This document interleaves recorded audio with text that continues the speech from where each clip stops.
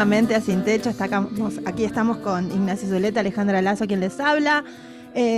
Bueno, el dólar, sé que te interesa, es algo muy interesante para vos.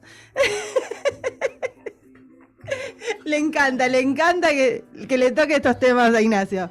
Arrancamos así con todo. Hay que hablar de las cosas que no habla el resto de los medios. Todos hablan del dólar, uno no tiene que hablar Pero del a mí dólar. me interesa Si porque... todo, bueno, pero a mí me interesan cosas privadas, quizá más que escabrosas que la del señor Insaurralde, y no las cuento por radio.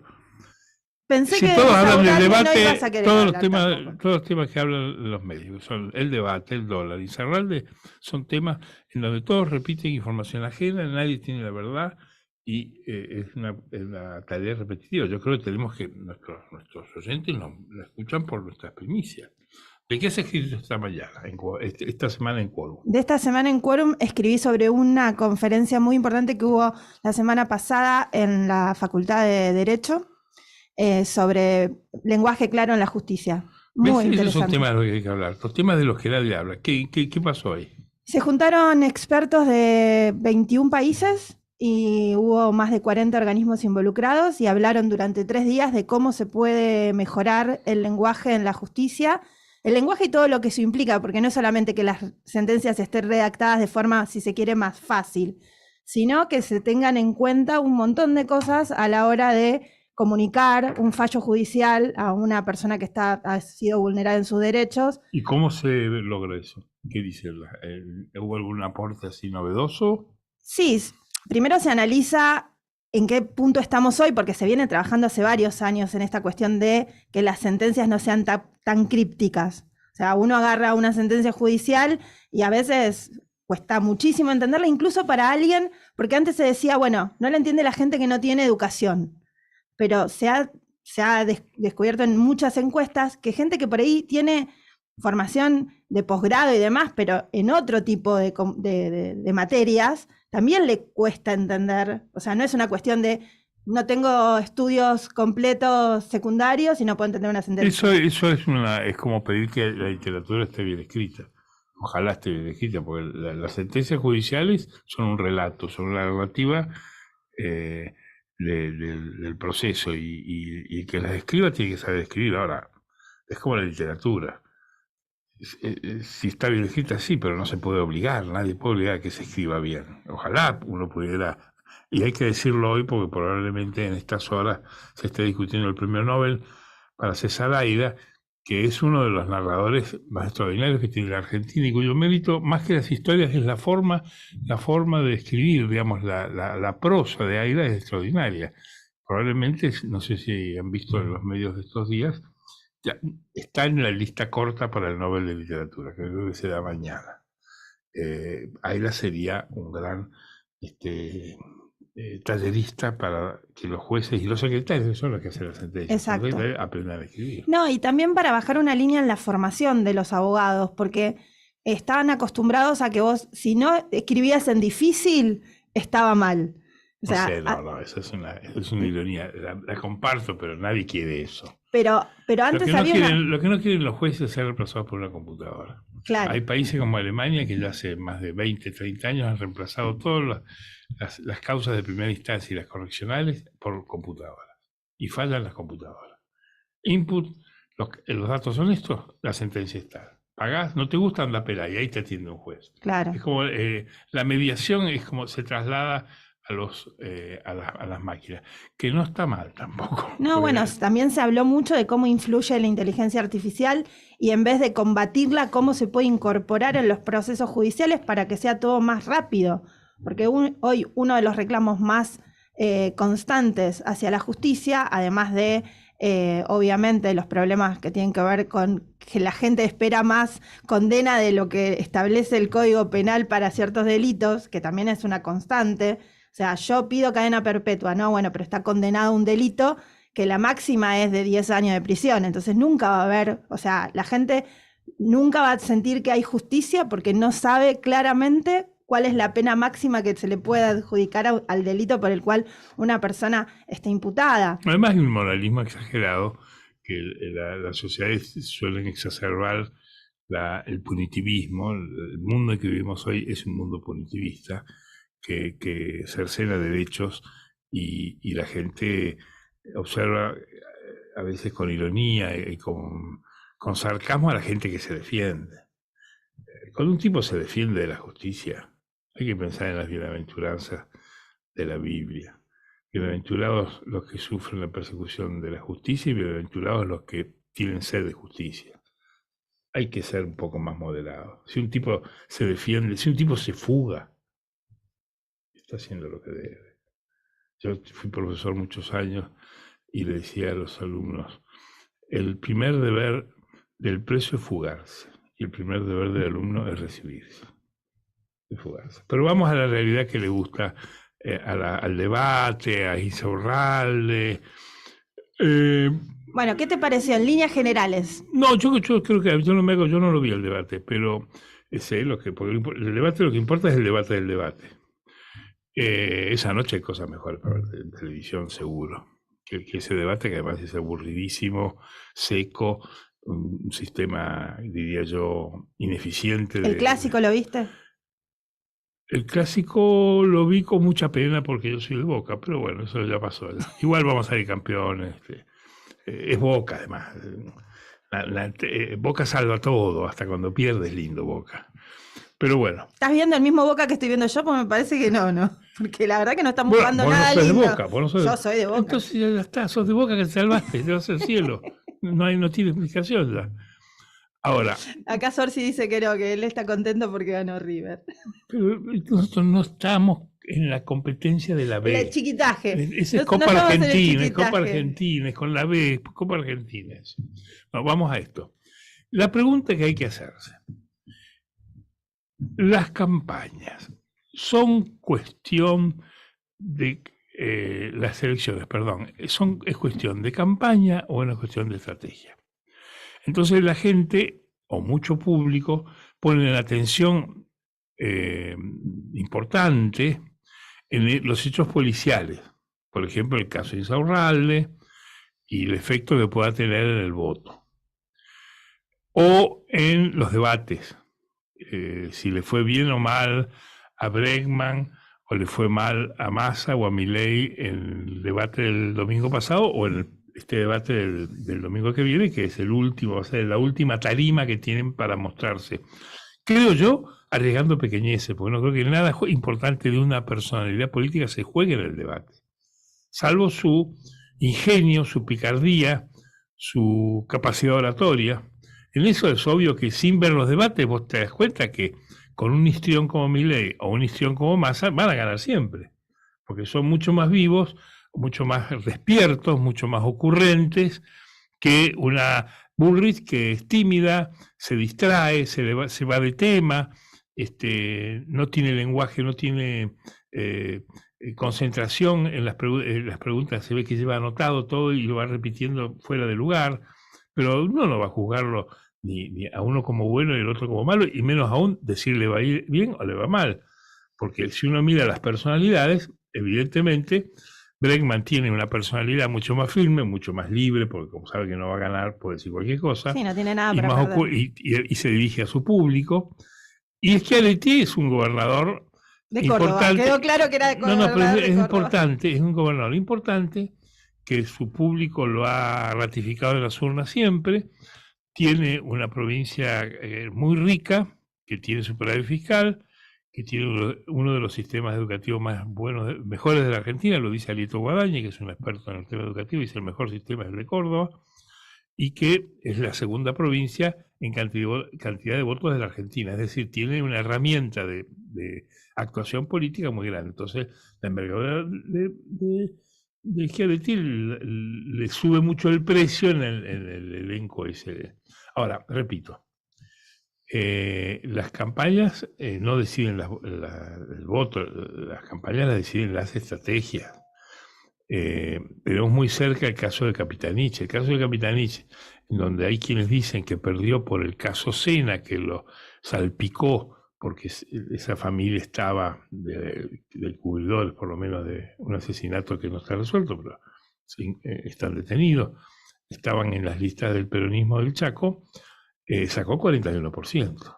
Y si vos sumabas las otras listas peronistas que competían con el radicalismo que ganó, hubiera ganado Capitanich.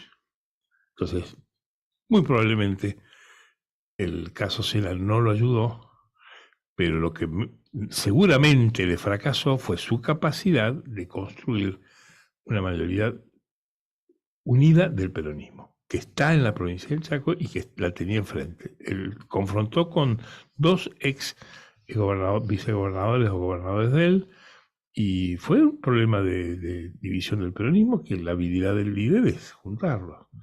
En el año 2011, Cristina tuvo en el mes de mayo, tiene una elección en agosto, tuvo el caso Sorlender. El caso Sorlender salpicó a ministros, a gobernadores, a intendentes, a madres de Plaza de Mayo, 750 millones de dólares que no sé dónde están, está todavía el juicio abierto. ¿Qué escribíamos todos? Esto lo hunde al peronismo, se acabó. Y Cristina sacó en agosto 54% de los votos. ¿Por qué sacó 54%? Porque logró dividir a la oposición. En esa elección, la fórmula que siguió en 2011 a la que ganó, que fue la de Cristina Vudú, vino al 19%. Es decir, fue una maniobra estratégica muy eficaz del gobierno de dividir a la oposición y mandar a Carrió por un lado, a Duhalde por el otro, a Guesa por el otro, a Wiener por el otro. Y eso fue una elección estratégica, porque además Cristina venía de perder la guerra con el campo, venía ya con Vudú medio cuestionado como ministro de Economía, y mirá lo que duró Vudú como vicepresidente, duró menos de un año. Que a propósito de eso, hay que recordar que Vudú cae y termina el mandato de vicepresidente procesado y termina preso por un caso vinculado a las empresas del juego en la Argentina. Empresas del juego en la Argentina que competían por la licitación de la Casa de la Moneda, en donde un sector del gobierno, que según Vudú era randazo, filtraba información que lo comprometía seriamente a él en alguna irregularidad que la justicia aprobó. Uh-huh. Esos mismos protagonistas son los que están animando el trasfondo del caso de Insaurralde. Insaurralde es uno de los dueños del juego de la provincia, son las mismas empresas que se enfrentan, no voy a dar los nombres porque no son avisadores nuestros y tampoco queremos que lo sean, pero ¿para qué vamos a cerrar un camino? Lo que le está pasando a Insaurralde es la misma trama con los mismos protagonistas que es el juego de la provincia de Buenos Aires. ¿Y considerás que, sin meternos en el caso que ya es por todos conocido, ya vimos las imágenes, ya todo, considerás que puede tener algún efecto un caso así? Hay que esperar a la elección. Yo creo que los casos judiciales no impactan al voto.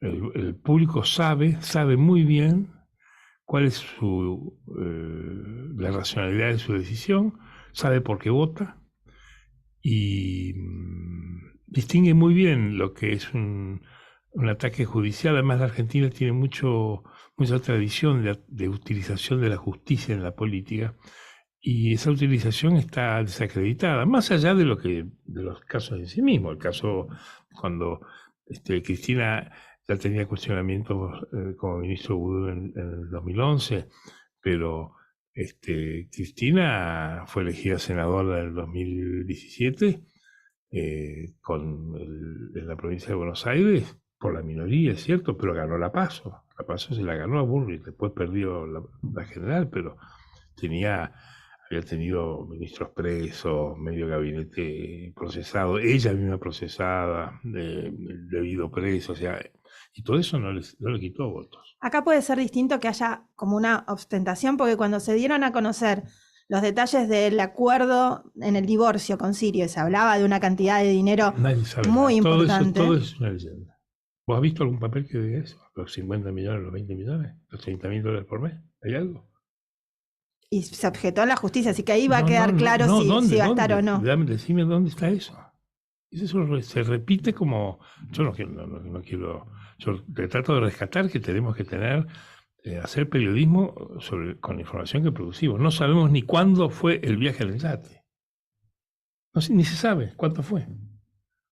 Porque como se presentó, parecía que Israel estaba en el yate y estaba acá.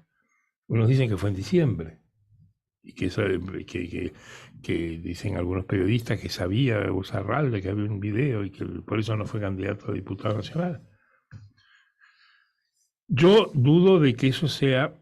la única chance que influya es que golpee al peronismo de la provincia, que hasta ahora era imbatible la candidatura de Kicillof a reelegir, que no bajaba de 30 puntos en cualquier sondeo, y que ahora, ante el trastazo que es esto para el ala Kirchner, para Máximo Kirchner, Cristina Kirchner, que eran los valedores de Izarralde en el gabinete de Kicillof, esto lo hiera Kicillof. Y que haya un público, que es el público de masa, que es un público más bien moderado, de centro derecha, del corredor norte de la provincia de Buenos Aires, el que vota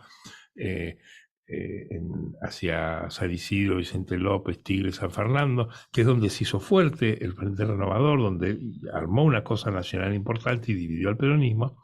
Ese público que a Massa lo seguía ahora ligado a Kicillof y al cristinismo, digamos, se siente avergonzado y busque escapar de ese compromiso con ese voto. Es una especulación mía. Sí. Es el único lado por el cual puede perjudicar al peronismo, y probablemente lo toque a la...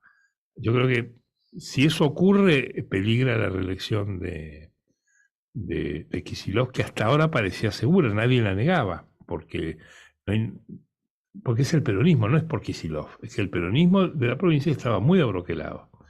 Este cañonazo lo hiere en un punto muy importante, que es el prestigio de la alianza de Massa con el cristinismo.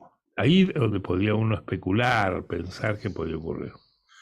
Otro dato, si querés, para rodear el tema del debate sin entrar en hablar de cosas que ya se conocen. Hay un debate en las páginas económicas de los diarios sobre la moneda digital que anunció Massa como un proyecto. Sí. Eso para mí no fue ninguna sorpresa, porque en realidad el creador de la idea de una moneda digital es Capitanich. Capitanich tenía preparado, y está en un libro que circuló muy poco en Buenos Aires, pero que lo presentó en Chaco a mediados de año, un programa económico, que era el programa que él pensaba llevar a la pelea dentro del peronismo por una candidatura presidencial, no como quizá presidente, pero sí como vicepresidente de un dirigente del área metropolitana. Todo eso se fue al diablo, como se fue al diablo la candidatura de Mansur, la de Uñac y la de él por este caso, y se ratifica o se abrocha con la derrota en la candidatura a gobernador. Pero el punto 1 de ese programa, que yo lo tengo escrito, porque inclusive yo lo tenía listo para escribir en el momento en que Capitanich reeligiese, sí reelegía, son materiales que uno va preparando. Lo tenía escrito desde que estaba el debate por la candidatura presidencial dentro del peronismo, porque Capitanich era uno de los más críticos de Alberto Fernández y de Cristina, porque decía que el peronismo debería federalizarse. Y para federalizarse propuso una reforma de la Carta Orgánica del PJ que nunca se votó, que trasladaba, copiaba el sistema de elección de candidatos y de administración del Partido de los Radicales, que hubiera un comité nacional y que los delegados decidieran candidatos y plataformas electorales. Para ese punto, él tenía un programa económico de 4 puntos, en donde el primero era la creación de una moneda digital, de una criptomoneda, como una forma de criptomonedas, como los papelitos de los 90, como los quebrachos, o sea, no generan inflación. Son trueques fuera de la masa monetaria, en fin, fuera del sistema monetario convencional. Pero ese era el primer punto que él tenía, insistía siempre en ese punto. Después, las otras medidas que dijo Massa son medidas más o menos que se conocen, tienen que ver con las exportaciones. Hay un punto importante, que hay una pregunta que se le reprocha a Patricia Bullrich no haber respondido porque es muy compleja. Las LELIQs. Las LELIQs. Las LELIQs tienen en el plan de Capitanich, y hay que ver lo que publican los diarios hoy de una conferencia que dio ayer Miguel Pese, lo de las LELIQs es objeto de varios proyectos. Uno es de Carrió, los economistas de Carrió, estoy hablando, lleva casi un año. Otro, el de Capitanich, que es la securitización de las LELIQ, es decir, emitir un bono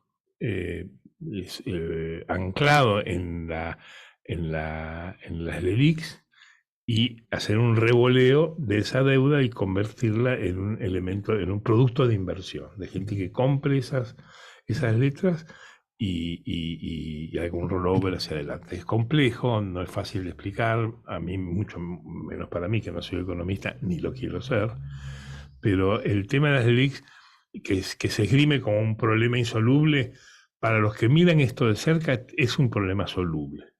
Pese lo dice hoy, que de eso sabe, esté uno de acuerdo o no con la política económica del gobierno. Capitanich, que sabe de economía y ha sido un administrador muy eficaz de lo que le ha tocado hacer. Los economistas de Carrió también lo tienen.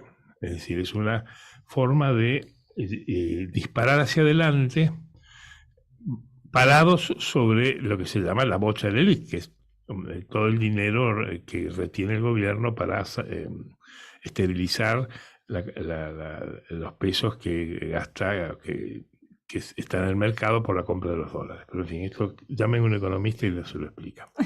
Bueno, hacemos una pausa y ya seguimos con más Sin Techo.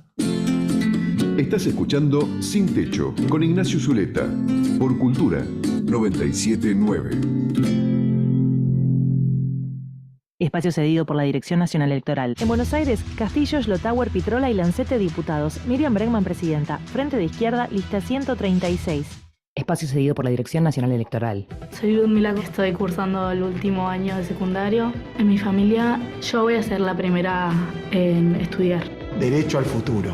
Unión por la Patria. Florencia Saintut, Pedro Borgini. Candidatos a senadores provinciales, Provincia de Buenos Aires, octava sección electoral, lista 134.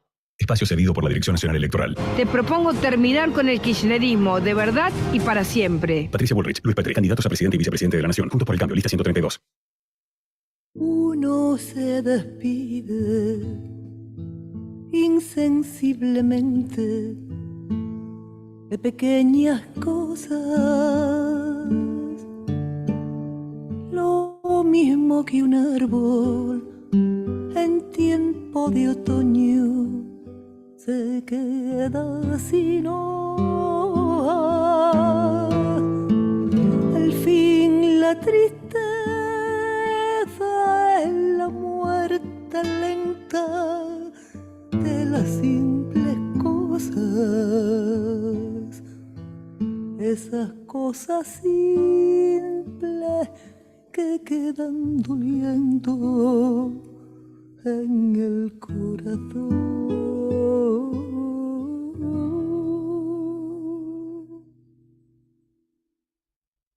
Uno vuelve siempre a los viejos sitios donde amó la vida, y entonces comprende cómo están de ausentes las cosas queridas. Por eso, muchacho, no partas ahora soñando el regreso, que el amor es simple y a las cosas simples las devora el tiempo.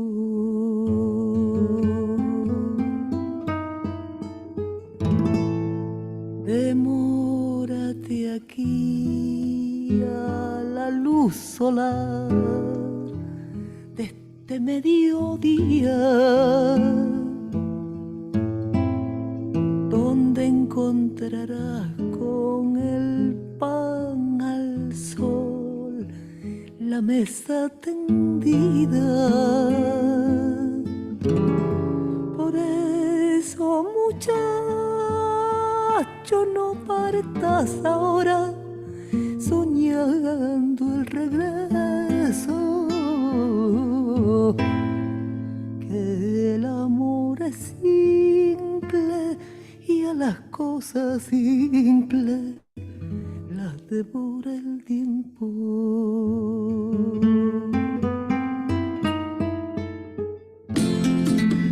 Es miércoles y hasta las 13 hacemos Sin Techo con Ignacio Zuleta.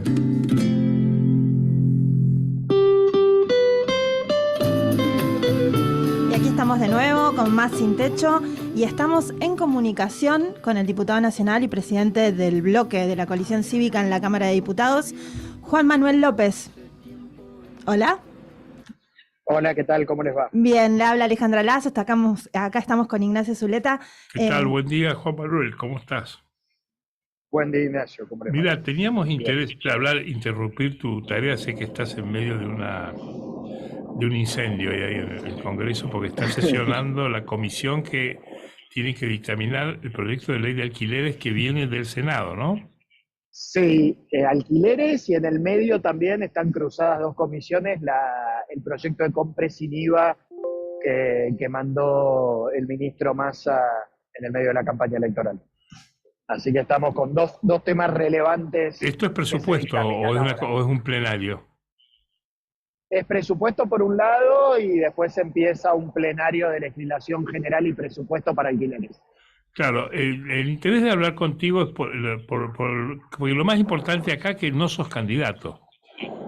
No, yo no soy candidato. Por eso, aunque tu fuerza pelea las elecciones, hablar con una persona que no es candidato es un lujo hoy día, porque no te arrastra al proselitismo necesario y noble, no creo que sea innoble. Pero te quería preguntar, ¿qué chance tiene el diputado de insistir en el proyecto original de alquileres, que es el dictamen que presentó la oposición? Por eso es la pregunta. Sí, dependemos de dos factores. Uno, de los diputados de la provincia de Río Negro, que primero votaron con nosotros acá en la Cámara de Diputados, pero el senador Beretilnek votó con el Frente de Todos en el Senado. O sea, ahí hubo un cambio, no de personas, no del voto de las mismas personas, pero sí de la misma fuerza política. Y dependeríamos de que el diputado Milei y su bloque, que son 3 votos, no vuelva a votar con el oficialismo, porque en su momento votó con el oficialismo en contra de nuestro dictamen de alquileres, que por supuesto no es lo ideal nuestro dictamen, pero mejora la situación, y después votó 2 veces ya con el oficialismo otros proyectos. Entonces tememos que no podamos insistir. Nosotros necesitamos una mayoría simple, que con los votos de Río Negro, como tuvimos hace poco más de un mes, y con los votos de Milei la estaríamos superando ampliamente, y creo que el oficialismo tendría no solo una derrota, sino que además tendríamos una mejor ley en este contexto de alta inflación para el mercado de alquileres. ¿La ley por cuántos votos salió en primera vuelta? Salió por 130 35. o 131 votos.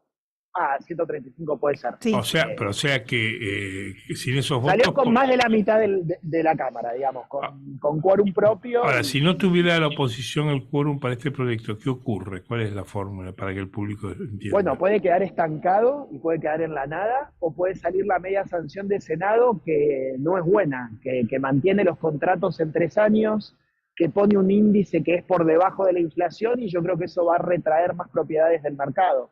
¿Eso ocurre sin que hagan nada o tiene que volver al Senado? No, la ida y la vuelta acá es quién junta más votos en diputados, y ahí termina. Si juntamos más votos la oposición o si junta más votos el oficialismo. Y ahí son claves los votos de Río Negro y los votos de Javier Milei, que... Ahora, ¿tienen alguna conversación con esos?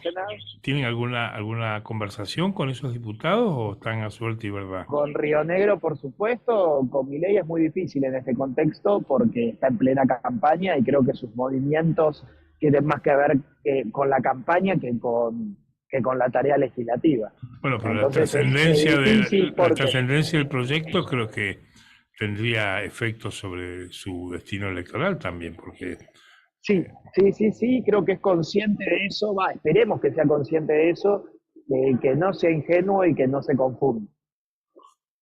Bueno, Juan Manuel López, que es presidente del bloque de la coalición, habría que dedicar 3 días para hablar con vos y preguntarte de todos los temas que tenés entre manos. El otro tema que nos interesa aquí, bueno, sobre el tema de alquileres, no sé si quiere hacer Alejandra alguna pregunta. No, yo considero, si Milei, Milei y sus otros 2 diputados no votan o se abstienen, ¿cómo quedaría el panorama? O sea, bueno, Le si no quitaría votan, votos a la minoría. nosotros necesitamos votos afirmativos. Exactamente. Necesitamos votos afirmativos porque estamos insistiendo con la media sanción de diputados. Exacto. Se votó con mayoría simple. Y Senado también modificó su sanción y gracias a Beretín, el senador de Río Negro, logró otra mayoría también simple, pero podría ganar la versión de diputados. Okay. No sabemos, dependemos, insisto, de Javier Milei y dependemos de los diputados de Río Negro, que ojalá que voten con la oposición, porque es una mejor legislación para el mercado de alquileres. Ahora, esto Aparte van a poder elegir su índice de indexación y los contratos van a volver a 2 años, que en este contexto de alta inflación es un plazo mucho más razonable. en lo técnico, ¿cómo es tiene que haber dictamen en el presupuesto para este nuevo dictamen sobre el tema? Exactamente, ese nuevo dictamen estamos convocados para ahora. ¿Y estará hoy? ¿Tienen fecha o puede demorarse? No, sí, hoy mismo va a salir el dictamen. Va a haber 2 dictámenes, uno insistiendo con la versión de Senado y otro insistiendo con la versión de diputados. Y esperemos que la semana que viene pueda entrar en el recinto para que haya certidumbre, porque encima el problema de estas legislaciones cuando quedan pendientes es que el que está por firmar un contrato de alquiler no sabe cuál es la legislación que le va a regir, si la actual o si la posiblemente futura que se está discutiendo en el Congreso. Ahora, entre todos los temas que vos tenés, yo te he visto ayer protagonizar en 2 momentos la Comisión de Juicio Político, y ahí aparece una novedad que a mí, quizá también a los oyentes le interesa resolver. El formato de intervención de la oposición en la Comisión de Juicio Político a la Corte era no participar, pero no levantarse para que no hubiera ninguna decisión así exabrupta, que se aprobara algún exceso y intervenir. Era como una especie de guardia pasiva. Intervenían, pero en la política, ustedes inclusive lo dijeron en alguna conferencia de prensa, vamos a estar para vigilar, pero no vamos a participar de la instrucción. Ayer se ha producido un dato nuevo, a mi juicio, porque yo sigo las sesiones por la televisión, o sea, no estoy en el recinto, no tengo la entretela del pasillo. Ustedes están pidiendo la ampliación de pruebas para el caso Lorenzetti. Sí, porque ese es un caso distinto. Nosotros tenemos un pedido de juicio político contra Lorenzetti de hace muchos años, que lo inició Carrió en el año 2017 y que lo continuó Paulo Oliveto cuando Elisa Carrió dejó de ser diputada. Y es un pedido de juicio político de la coalición cívica, que no sabemos si tendremos los apoyos suficientes, pero que sí, habiendo estado la oportunidad de reunirse en la comisión y tratar juicios políticos a la Corte, nosotros separamos este caso y sobre este caso queremos avanzar. Ahora bien, sobre todos los demás, creo que hemos dejado muy en claro que no son procedentes ni admisibles ninguna de las causales contra los otros 3 jueces de la Corte, Rosati, Rosenkrantz y Maqueda. Ahora, en la apertura prueba, digamos, el aporte de pruebas que ustedes piden sobre Lorenzetti tendría que venir antes de la acusación, que es la que se haría en la próxima reunión de comisión. La particularidad del caso es que la comisión está funcionando desde fines de enero de este año. Estamos en octubre y la presidenta de la comisión nos dijo que para el caso Lorenzetti vamos a utilizar una sola jornada, una sola reunión de comisión. O sea, todos estos 9 meses se estuvo tratando de acusar al resto de los jueces de la Corte, pero el oficialismo evidentemente nunca tuvo ganas de acusar a Ricardo Lorenzetti y de hecho yo creo que solamente van a cumplir con una formalidad de tener una reunión, porque ya sostener el juicio político para el oficialismo en este contexto electoral tan adverso se les hace muy difícil. ¿Vos crees que es decir, es presumible que el gobierno defienda a Lorenzetti? ¿O es una inducción claro. malévola mía?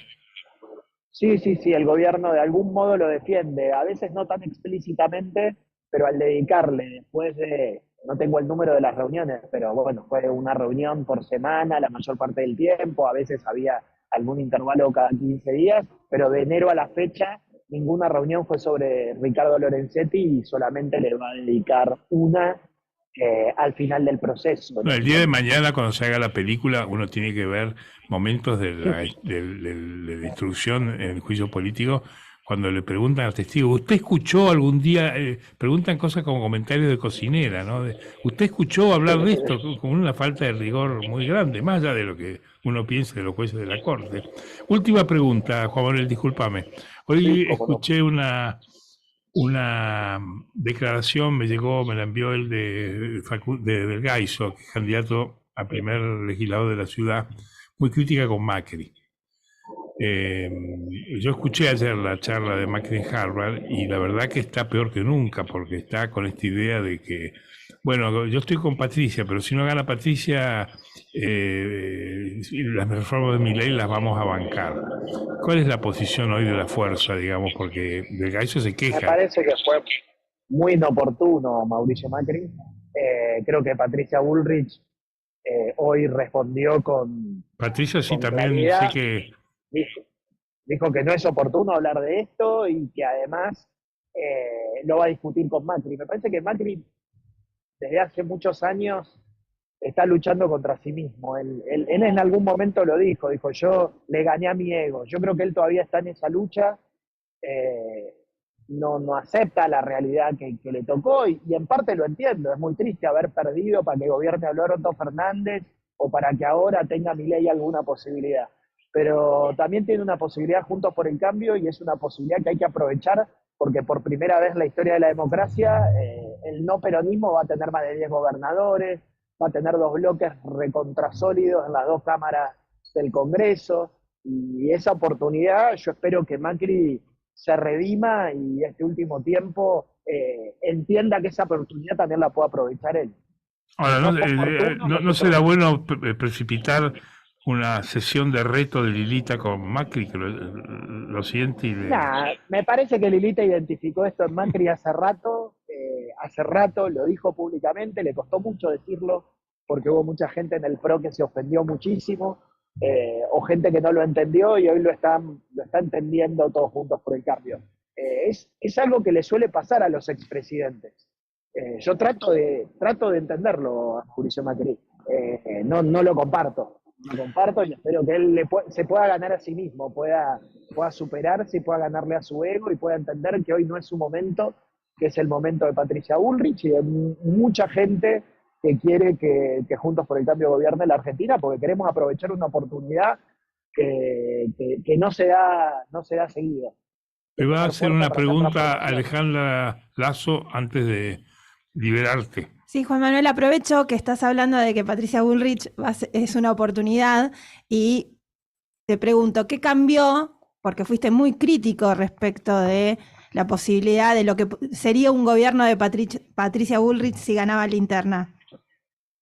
Bueno, primero Patricia ganó la interna. Yo soy democrático, pertenezco a Juntos por el Cambio y respeto el resultado electoral. Patricia ganó de manera honesta, ganó de manera clara, ganó por mucho a Horacio Rodríguez Larreta y eso lo respeto en primer lugar. Y la oportunidad es más que Patricia. La oportunidad son 10, 11 gobernadores, bloque de más de 100 diputados en la Cámara de Diputados, bloque de más de 30 senadores en el Senado. La oportunidad es un contexto que nos permitiría gobernar de otra manera.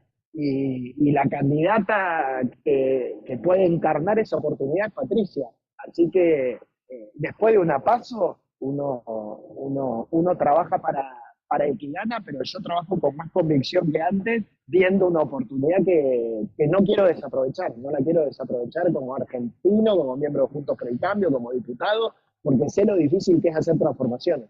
El gobierno de Macri fue muy difícil, entre otras cosas, porque teníamos solo 5 gobernadores y porque teníamos muy poquitos diputados en la Cámara, y ahora hay otro volumen político.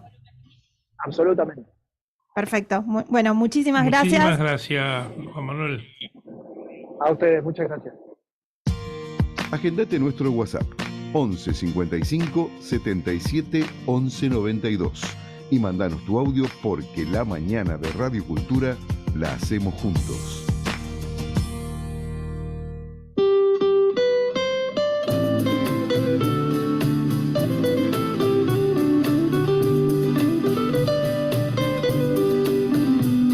Hay algo nuevo que viene Bueno, ocurriendo. muy interesante todo lo que nos dijo el diputado Juan Manuel López de la Coalición Cívica respecto a muchos temas muy importantes, como son ley de alquileres, comisión de juicio político a los miembros de la Corte, también, bueno, obviamente la oportunidad que él ve para Juntos por el Cambio para realmente poder hacer transformaciones si Patricia Bullrich se mete en el balotaje.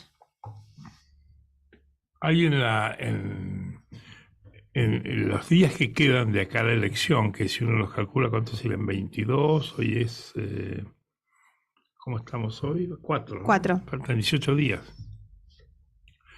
Hábiles mucho menos, porque tenemos veda. Y los movimientos que están haciendo los candidatos, a mi entender, responden a una suerte de congelamiento que tienen cada uno en los votos que sacó en las PASO. Esto lo transmiten muy claramente los que están siguiendo las encuestas o haciendo encuestas, donde ellos dudan mucho de la capacidad de cada uno de romper el techo y que se vuelque hacia un lugar la aguja y que meta, es decir, la función de la primera vuelta es establecer una competencia binaria, o que gane uno en primera vuelta, cosa que ha ocurrido en algunos casos, o que directamente vayan a balotar 2. Mañana o esta noche está comenzando en Mar del Plata la reunión de empresarios de IDEA. Sí, que es un escenario muy importante. Fue siempre un escenario importante. Yo creo que la crudeza de la pelea política le ha quitado cierto aire horizontal. Pues fíjate que no están yendo los candidatos. En general yo he solido asistir a todas las reuniones de IDEA en los últimos 15, 20 años. Y siempre iban los como observador, porque yo no soy un periodista de temas económicos ni empresarios, pero suelo ir para mirar, porque es una de las pocas oportunidades donde hay mucha gente junta, que a veces uno no la tiene cerca todo el tiempo. Entonces, la tiene de tiro para poder charlar. Claro, uno va, conversa, qué sé yo. Este año, por ejemplo, yo recuerdo campañas anteriores, los políticos se peleaban para entrar. Hoy día, estamos leyendo en los dedos de hoy que los candidatos, ninguno va. Milei hace mañana un almuerzo en Mar del Plata, en un restaurante de la costa, con un número importante de empresarios que van a IDEA, pero que van a comer con él fuera de IDEA. Él no entra al Hotel Sheraton, no entra al circo de periodistas, de cámaras, de fotógrafos, de curiosos, de alcahuetes, de espías que están todos ahí, sino que atiende a los empresarios que van a IDEA fuera de IDEA, lo cual la idea debe caer como la mona, porque IDEA es un gran esfuerzo, claro, obvio. un gran esfuerzo, y los que van a IDEA hacen un gran esfuerzo, porque entrar a IDEA como empresario participante cuesta mucha plata. Creo que este año la participación era de 350.000 pesos de entrada, para estar ahí adentro. Este gesto de Milei es un gesto de ir a la sintonía fina de la relación con el mundo empresario, que para él es muy conflictiva, porque él expresa la agenda de los empresarios, pero los empresarios, como muchos, desconfían de su capacidad para llevar adelante esa agenda. Él tiene la agenda de los empresarios, tiene la agenda neoliberal extrema, digamos. Ahora, la gente se pregunta, está cacareando para ganar, pero ¿podrá hacerlo? Es un poco lo que todos le miran. Patricia Bullrich está invitada, pero está confirmada. Del programa que yo recibí, pues yo estoy acreditado ahí, hasta ayer estaban representantes económicos de los candidatos y estaba solo confirmado Melconian. Hoy un diario dice que va a ir Rubinstein, que es el segundo de Massa. Sergio Rubinstein. Sí, el viceministro de Economía, que es una persona muy respetada en el ambiente empresarial y profesional. Estuvo en la cena de la Ditel, o sea, se mueve con mucha fluidez en ese mundo, no es agredido como un político, ni es señalado como un político. Sí, además tiene un perfil bastante bajo para... Moderado, sí. Y de candidatos, sé que Alberto Fernández creo que está esta noche, porque la cena de los presidentes es esta noche, y va a ir Alberto Fernández. Bueno, pero él no es candidato, así que no va a hablar. Bueno, pero su gobierno va a licitación, o sea que va a sorteo o a licitación. Yo no sé si él se enteró todavía. No minimicen a los políticos. Una persona que llega a ser presidente no es ningún estúpido. No, pero No está es como que no se hace cargo de la situación. Y a lo mejor su trabajo no se hace cargo. Ese es su rol. Ellos están ahí después de haber hecho cosas que nosotros no haríamos ni beodos, ni aunque nos pagaran haríamos cosas, porque los políticos hacen cosas que ni las ratas de laboratorio hacen. Entonces tampoco vamos a decir que son estúpidos, y tonto no hay ninguno. Ahora, si querés, Alberto Fernández le toca ser víctima de una ley que hay que mencionar en un periodo preelectoral. En la Argentina, en los últimos años, se había construido un sistema político que sigue siendo sólido, porque sigue habiendo elecciones, cambian los gobiernos y no pasa nada, en donde los oficialismos estaban condenados a ganar. Entonces la disputa era ocupar los cargos, las candidaturas a los cargos ejecutivos, pues se sabía que los gobernadores y los gobiernos, la chance más cercana que tenían era de ganar. Claro. Desde la pandemia de la peste COVID del año 2020, se dio vuelta esa tendencia. Se dio vuelta esa tendencia y la experiencia de cómo los gobiernos enfrentaron la peste COVID en el mundo se convirtió en una trituradora de gobiernos. Y hubo gobiernos que estaban condenados a reelegir, como el de Trump, que en enero se pensaba que reelegía y cuando llegó la elección perdió. Y los gobiernos de Latinoamérica y eso le pegó al gobierno argentino, le pegó a los gobiernos provinciales. Está pasando, las derrotas del peronismo que parecía llave en mano en algunas provincias de este año lo demuestra. Entonces se ha dado vuelta a la bocha y el manejo de una desgracia tan grande como fue la peste COVID se convirtió en el veneno de los gobiernos. Y este gobierno, entre otras cosas, paga la forma en que trató al COVID. Y vos fijate que la experiencia del COVID castiga a los gobiernos habiendo hecho una buena política o una mala política.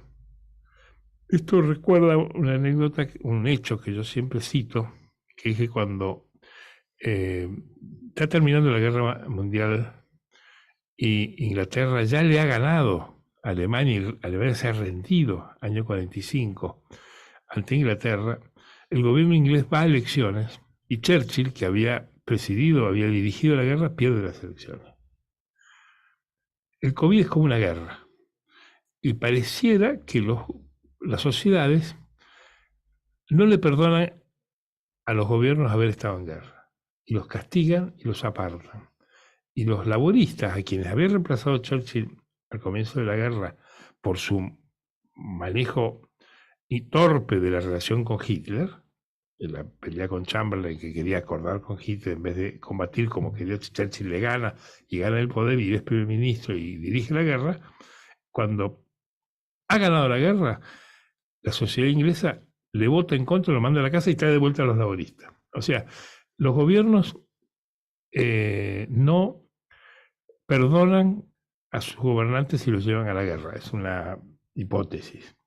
Entonces, que se cuiden mucho los candidatos belicistas, los candidatos como Patricia Bullrich, que dice que le van a romper la cabeza a la gente, que van a ajustar, que el que la hace la paga, que va a hacer cárceles con nombre y apellido, o Milei, que dice que viene con la motosierra. Las sociedades no les gusta eso. La experiencia dice que hacer política es tirar al centro, es ir al centro. Y que las sociedades, cuanto más informadas y más avanzadas son, y la Argentina es una sociedad muy informada y muy politizada, son más moderadas. Entonces los extremos estos así violentos de motosierra se pueden volver en contra. Sí es cierta la hipótesis de que hay una mala hora para los gobiernos. Es una impresión mía. Entonces vos decís que podemos hay que cuidarse. Hay que cuidarse de ser demasiado extremista. No hay que ser extremista. Las sociedades no son extremistas. No hay sociedades extremistas. Las sociedades son moderadas, en general. Extremistas son las minorías. Pero claro, cuando hay malos gobiernos, hay una ira, una bronca en la gente que el candidato airado suele expresar y suele representar. Ahora, cuando gobierne, hay que ver qué pasa con el primer ajuste. Hay que ver qué pasa con el primer ajuste. Y cuando vaya el primer ajuste, nadie va a estar contento. Como suele pasar. Nadie puede estar contento. ¿Cómo va a estar contento? No, bueno, pero convengamos que hay un problema fuerte de gasto público excesivo y eso hay que solucionarlo de alguna manera, guste o no guste. No sé, yo no comparto el diagnóstico sobre la economía argentina que tienen los partidos. No comparto que la solución haya que hacerla con un ajuste ni con una reforma de ese tipo. Me parece que cuando se hizo fracasó. Fracasó con Menem, fracasó con Macri, fracasó con los militares. Hay que buscar otra fórmula. Habrá que ir a otro lado. Bueno, podemos expandirnos sobre esas fórmulas el miércoles que viene. Si no, nos presentamos a la elección y ganamos. Bueno, nos vemos el miércoles que viene, Ignacio, siempre un gusto. No, por favor, gracias a vos. Con Alejandra Lazo cerramos el Sin Techo.